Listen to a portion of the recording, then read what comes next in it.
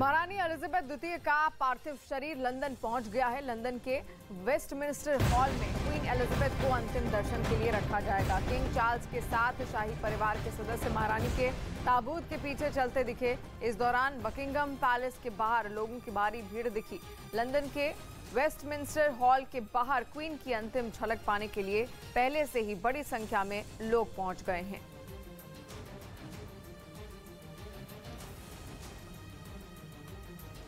आज तक और इंडिया टीवी को पछाड़ न्यूज़ 18 इंडिया बना भारत का नंबर 1 न्यूज चैनल। देखते रहिए न्यूज़ 18 इंडिया। से दूर ले गई। इसी तरह कई जगहों पर प्रदर्शनकारियों की पुलिस से झड़प हुई। इस दौरान बीजेपी के कई कार्यकर्ता जख्मी हो गए, लेकिन पुलिस भी पीछे नहीं हटी और प्रदर्शनकारियों को सड़कों से भगाने का काम जारी रखा। हालांकि ये बवाल नहीं थमा। सीएम दफ्तर का घेराव करने निकले बीजेपी कार्यकर्ताओं ने राजधानी कोलकाता की सड़क पर खड़ी कुछ गाड़ियों में आग लगा दी, जिस वजह से यह हंगामा पहले से ज्यादा उग्र हो गया, क्योंकि प्रदर्शनकारियों ने गाड़ियों को आग लगाकर फूंक डाला। कोलकाता में बीजेपी के दो बड़े नेताओं शुवेंदु अधिकारी और लॉकेट चटर्जी के नेतृत्व में बीजेपी के नबान्न अभियान ने रफ्तार पकड़ी, जिस पर पुलिस ने बीच रास्ते में ही ब्रेक लगा दिया। शुवेंदु अधिकारी बीजेपी के तमाम कार्यकर्ताओं के साथ सीएम दफ्तर का घेराव करने निकले, लेकिन पुलिस ने बैरिकेडिंग कर उन्हें रोक दिया, जिस पर उनका गुस्सा भड़क गया।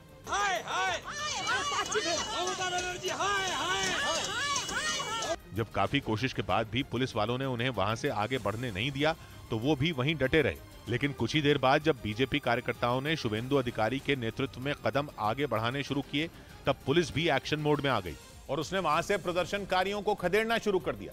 इन हालात में वहां भगदड़ मच गई। इस दौरान कई लोगों को गंभीर चोटें भी आई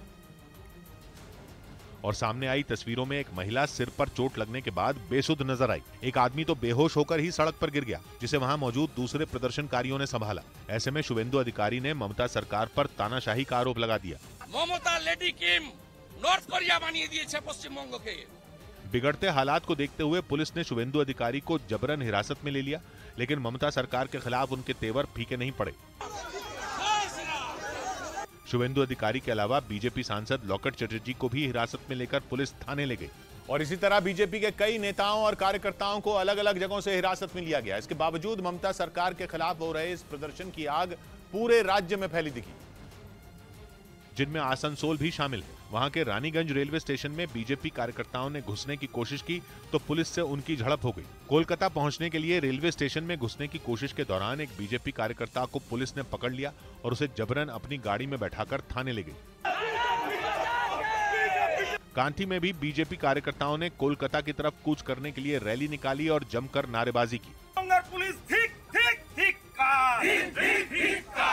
इसी तरह राज्य भर से बड़ी संख्या में बीजेपी कार्यकर्ता कोलकाता में मौजूद सीएम ममता बनर्जी के दफ्तर को घेरने के लिए निकल पड़े और जब रास्ते में पुलिस ने उन्हें रोकने की कोशिश की तो जमकर हंगामा हुआ। बीजेपी ने यह अभियान ममता सरकार पर भ्रष्टाचार का आरोप लगाते हुए छेड़ा। हालांकि इसे राज्य सरकार की तरफ से मंजूरी नहीं दी गई थी। इस बीच राजस्थान के पुष्कर में एक कार्यक्रम के दौरान सचिन पायलट को सीएम बनाने की मांग पर गहलोत सरकार के मंत्री के विरोध में मंच पर जूते फेंके गए। वहां पुष्कर में गुर्जर समुदाय के नेता कर्नल किरोड़ी सिंह बैसला के अस्थि विसर्जन कार्यक्रम के लिए एक महासम्मेलन बुलाया गया था, जिसमें गुर्जर समुदाय के हजारों लोग जुटे।